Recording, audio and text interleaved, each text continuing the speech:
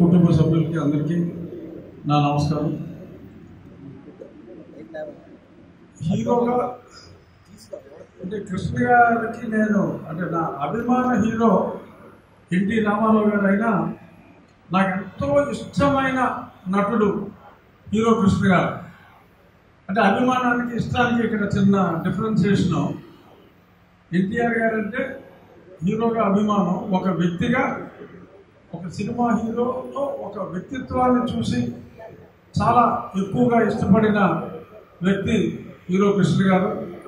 మా ఫస్ట్ రమా films first cinema ఇద్దరు దొంగలు ఎంతో సక్సెస్ఫుల్ సినిమా. అది కాకుండా కృష్ణ గారి ఫ్యామిలీకి బంగారు గారు కానీ హనుమంతరావు గారు కానీ వాళ్ళ ఫ్యామిలీకి కానీ మా ఫ్యామిలీకి ఎంతో అనుబంధం, మద్రాసు నుంచి అనుబంధం ఉంది. ఇప్పటికీ అనుబంధం కొనసాగుతూనే ఉంది.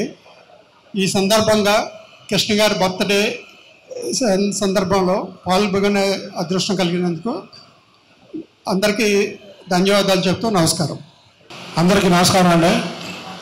ఇది అదృష్టం అనుకోవాలో దురదృష్టం అనుకోవాలో, కృష్ణ గారి జన్మదినం రోజు ఆయన లేకుండా మాట్లాడడం అనేది నిజంగా ఒక విధంగా దురదృష్టమే.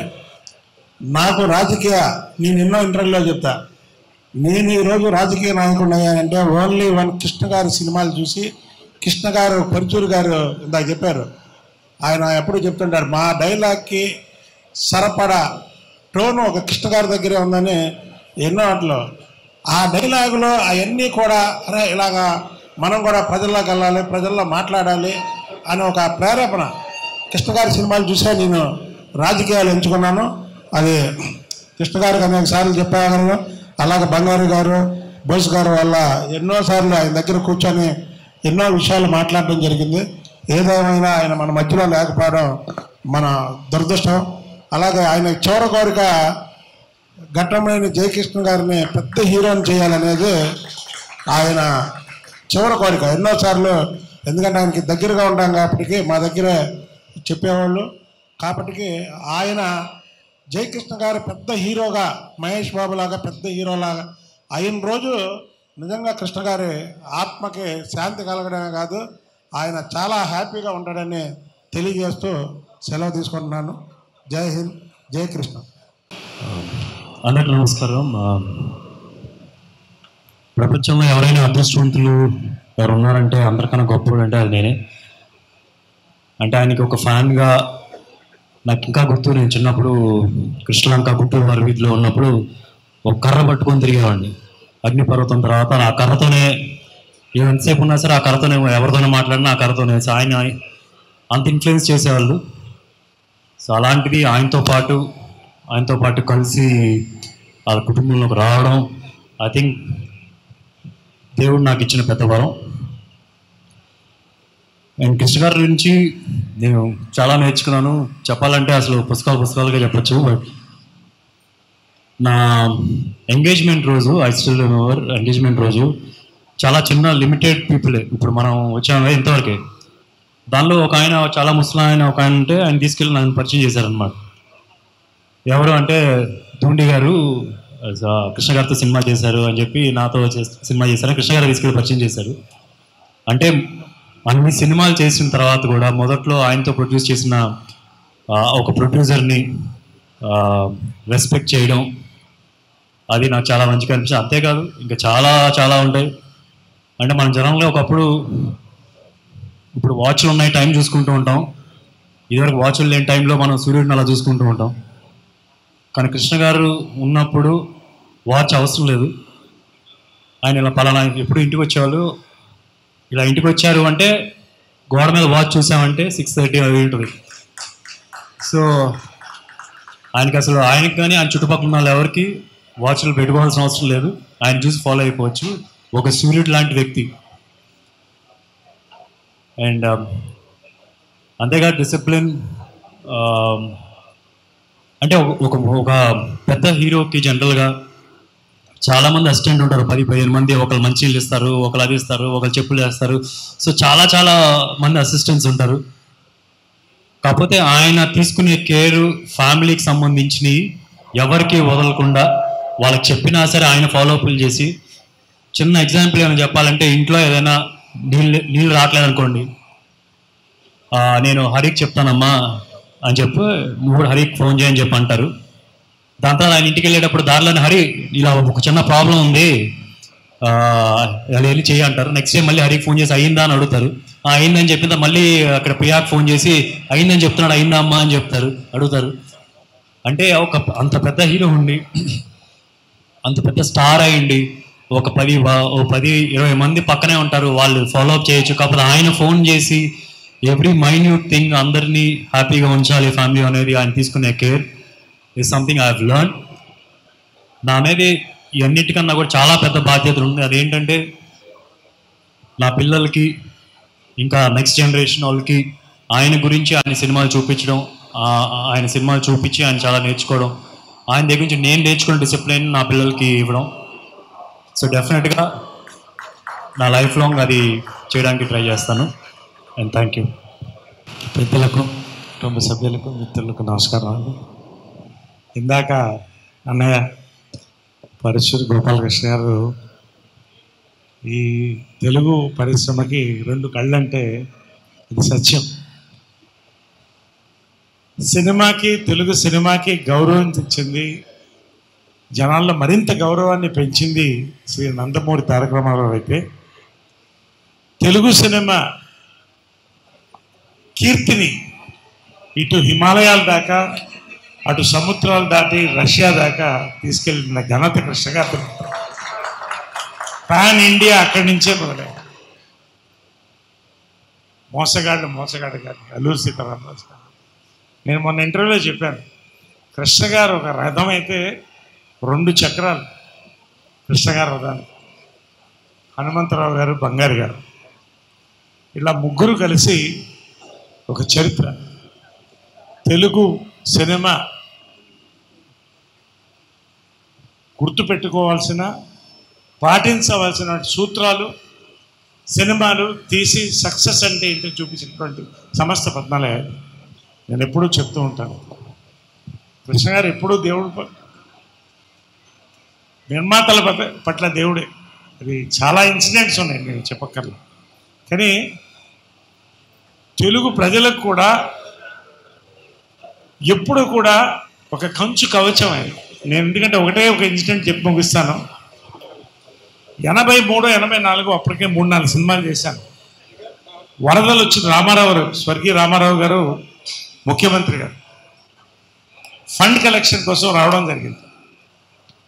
మెడ్రాస్ ఫిల్మ్ ఛాంబర్లో ఏర్పాటు చేశారు. నేను కుర్రాడిని, 19 ఏళ్ళు 20 ఏళ్ళు, అందరూ వచ్చారు. సినీ పరిశ్రమ అంతా ఉంది. డొనేషన్లు ప్రారంభించినప్పుడు ఎవరు 10,000 దాటట్లా. అంటే 10,000 అంటే తక్కువ కాదు ఆ రోజుల్లో, 83లో అందరూ 10,000. నా చెవుల్లో కృష్ణ గారు పక్కన వచ్చి మీ బ్యాంకులో ఎంత ఉందన్నారు. నాకు అర్థం కాక 15,000 ఉందండి అన్న. నేను 10,000 ఇస్తాను, 25,000 అని అనౌన్స్ చేయాలి. 25,000 అనౌన్స్ చేయని రామారావు గారు, షేబాన్ ఆల్ ఆఫ్ యూ, ఇంత కుర్రవాడు వచ్చి నాకు కళ్ళల్లో నీళ్ళు తిరిగిపోతుంది, కృష్ణ గారు దండం పెడుతున్నాను, రామారావు దండం పెడుతున్నాను. లైఫ్లో మర్చిపోలేనండి. అందరూ కూడా 25,000 ఇవ్వడం మొదలెట్టారు. చివరికి రామారావు గారు ఉండి, కృష్ణ నువ్వేంటి అంటే, నేను ₹1,00,000 ఇస్తున్నాను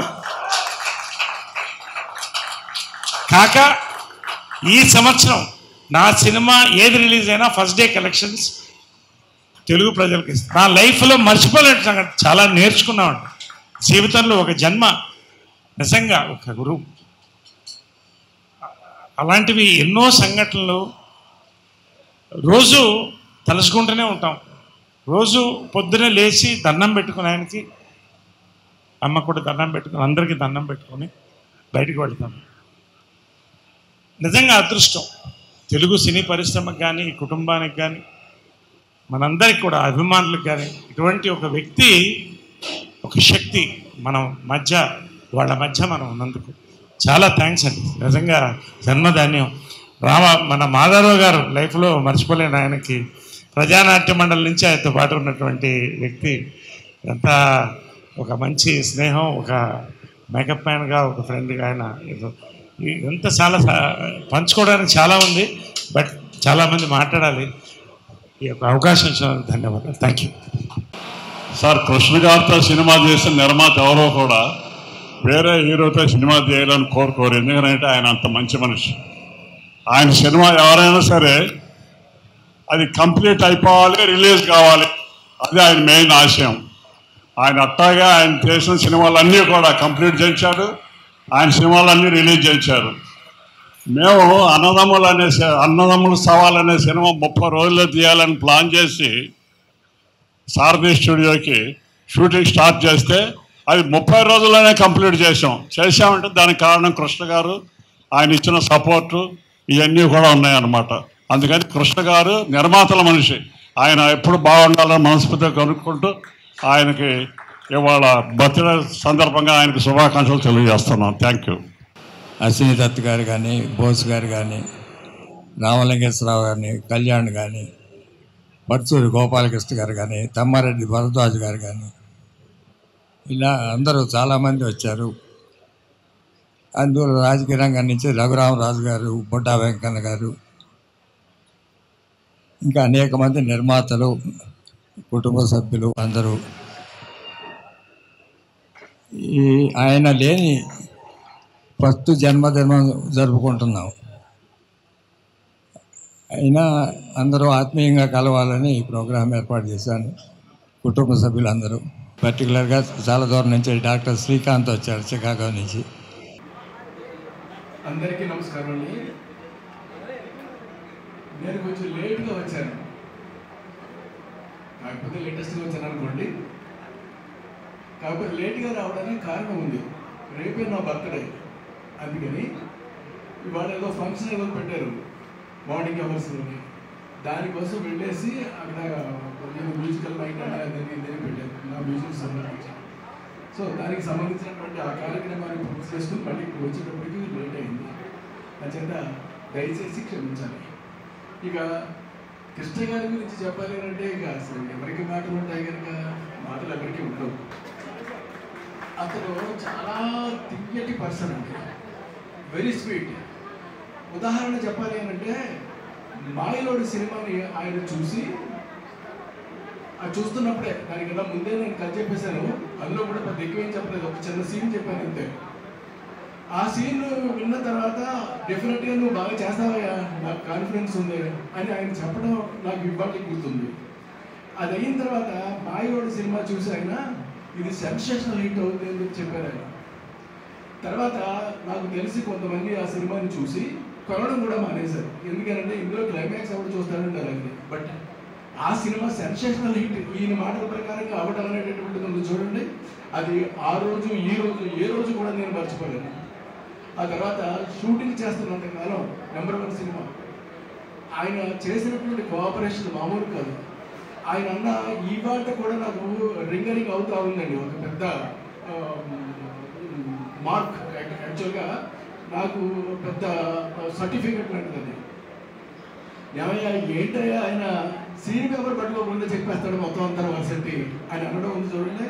అసలు అంత పెద్ద ఆయన నాకు అంత సర్టిఫికెట్ ఆయన ఇవ్వడం అనేటువంటిది ఇట్ ఈస్ రియల్లీ గ్రేట్. అలాంటి ఒక గొప్ప మనిషి ఇవాళ మన ముందు లేకపోవడం అనేటటువంటిది మన దురదృష్టం. ఆయన ఆవేళున్నా ఇవాళున్నా ఏ రోజు ఉన్నప్పటికీ కూడా ఆయన చాలా ఆరోగ్యంగా చాలా అందంగా ఎప్పటికీ ఉంటారు, ఉన్నట్టే లెక్క. మనకి ఇవాళ ఆయన లేకపోయినప్పటికీ కూడా ఉన్నట్టుగానే మనం భావించాలి. ఎందుకంటే ఆయన సినిమాలు వాళ్ళు రిపీటెడ్గా ఎంత బాగా చూస్తున్నారో జనం, అద్భుతం, మామూలుగా చూడటం లేదు. అలాంటి ఒక గొప్ప వ్యక్తి ఆయనకి నేను నా మొదటి సినిమా ఆయనతో చేయడం అనేటటువంటిది నిజంగా నా అదృష్టం. అది నిజంగా I'm very lucky to have such a person on my screen. Is unforgettable, great man. అలాంటి ఒక గొప్ప వ్యక్తికి నేను నమస్కారాలు తెలియజేసుకుంటూ సెలవు తీసుకుంటున్నాను. Thank you.